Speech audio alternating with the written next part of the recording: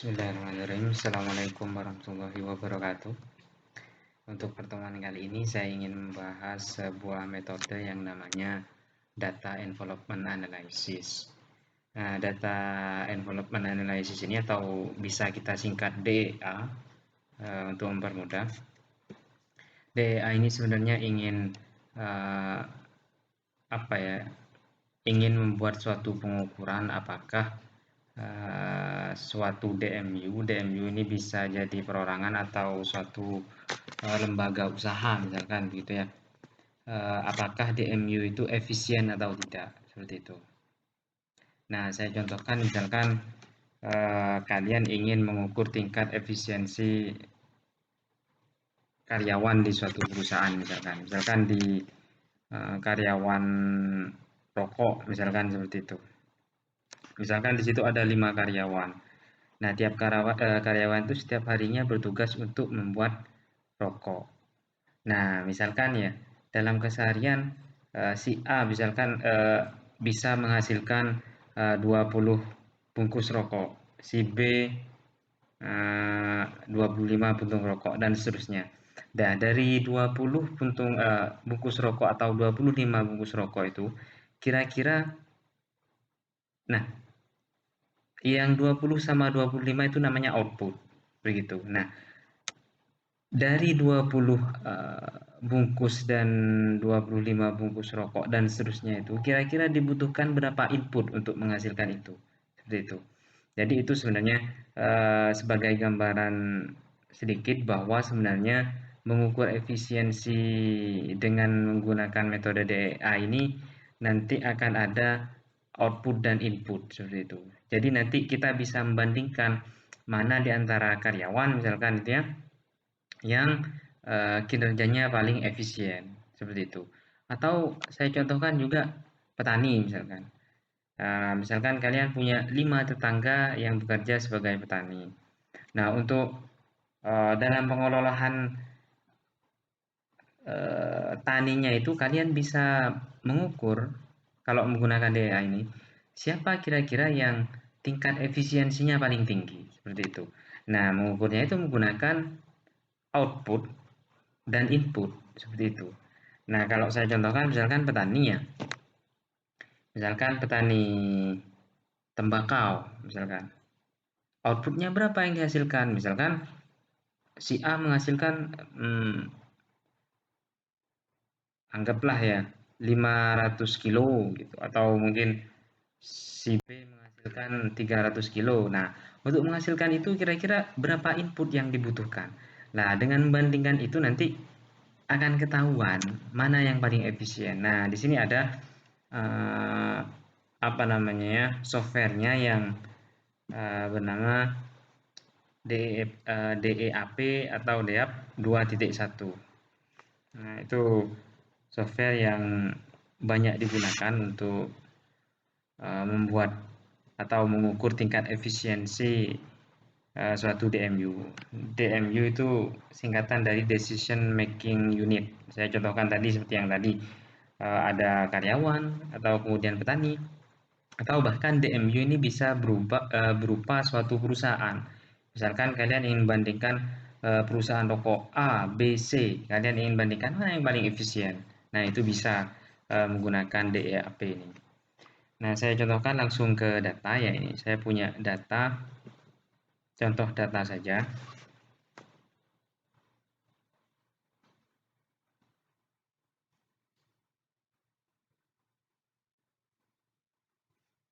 Nah, biar tidak rumit ya, coba kalian perhatikan. Di sini harus disiapkan. Yang pertama itu outputnya.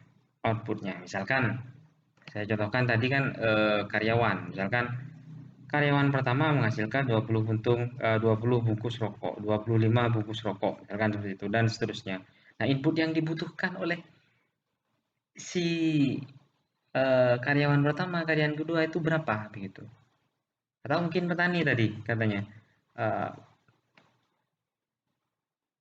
Padi misalkan ya, padi menghasilkan berapa kintal, berapa kuintal atau berapa kilo misalkan. Nah, itu masukkan semua. Nah, input yang dibutuhkan itu apa saja, seperti itu. Tuh, di sini kebetulan cuma 2 input, input pertama, input yang kedua. Nah, bisa bisa banyak inputnya, terserah, kalian atau berdasarkan penelitian yang akan kalian lakukan. Saya contohkan, tapi ini cukup 2 ya. Karena saya tidak menjelaskan secara teori, saya ingin menjelaskan secara tahapannya seperti apa, gitu. Nah, untuk mengukur efisiensinya, kita punya data begini ya. Kita bisa siapkan ini dulu ya. EG1 data, ini datanya nanti. Data yang akan kalian analisis, terus kemudian ini EG1 ins, ini maksudnya instruksi. Nanti instruksi yang akan diberikan ke aplikasinya, terus kemudian nanti outputnya bisa kalian lihat di sini. Gitu. Saya contoh pakai yang ini ya, data yang tadi. Ini ya, kita copy output dan inputnya.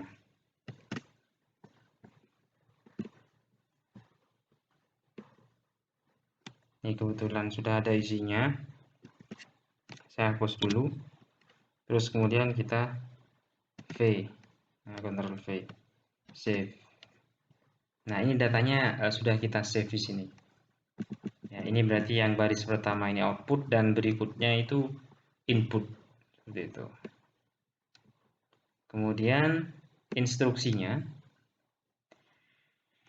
Nah, ini ya, ini sudah saya sesuaikan ya. EG1 data ini maksudnya, jadi instruksi ini nanti akan kita masukkan ke softwarenya, kurang lebih seperti itu.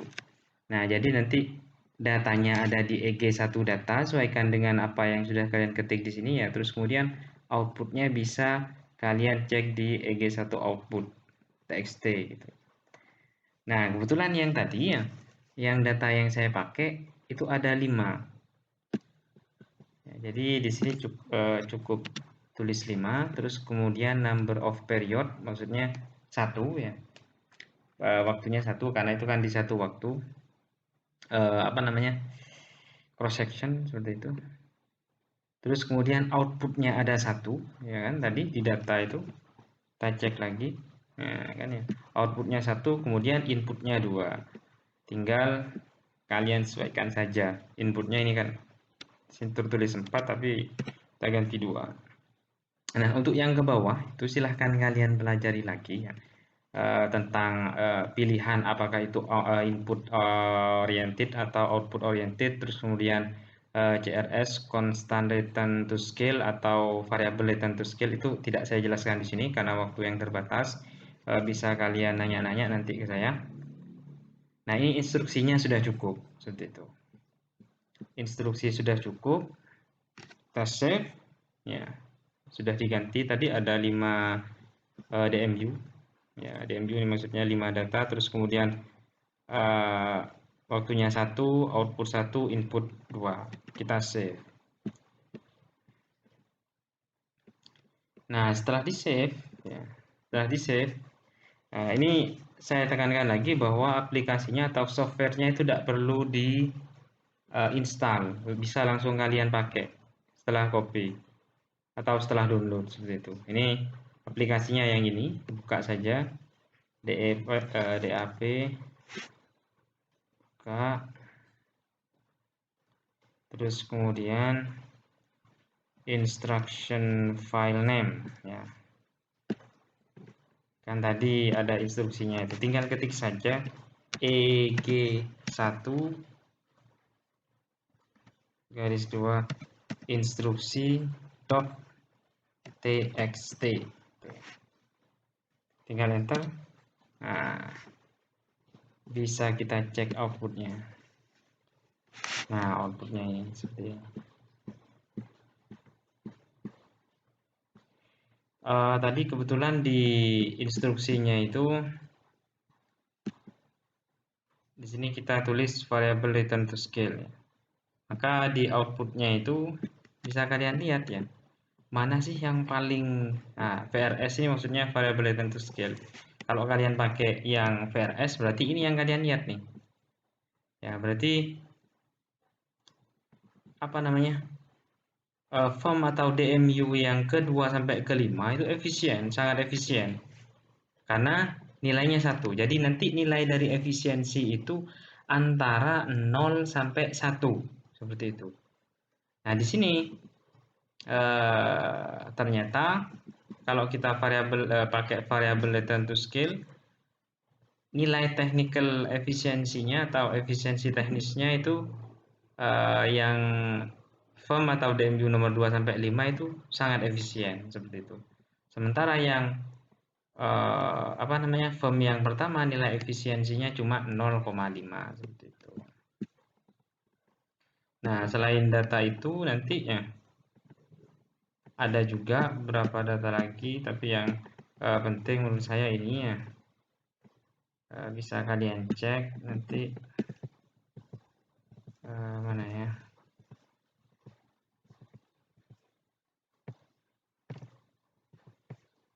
Oh, ini saja ini. Jadi rata-rata efisiensi teknisnya dari kelima DMU atau 5 firm itu tadi sebesar ini 0,9 efisiensi teknisnya. Seperti itu. Sementara kalau yang per satu ini ya bisa kalian lihat di sini. Sementara untuk rata-ratanya yaitu sebesar 0,9 seperti itu. Nah, ini cuma sedikit sekilas saja ya tentang DEA. Semoga kalian bisa mendapat sedikit inspirasi kira-kira nanti dalam penelitian kuantitatif akan melakukan penelitian yang seperti apa. Ya, saya rasa cukup. Ya, sangat simpel, sederhana, ya bisa dikerjakan sendiri. Semoga bisa memberikan pandangan yang menginspirasi.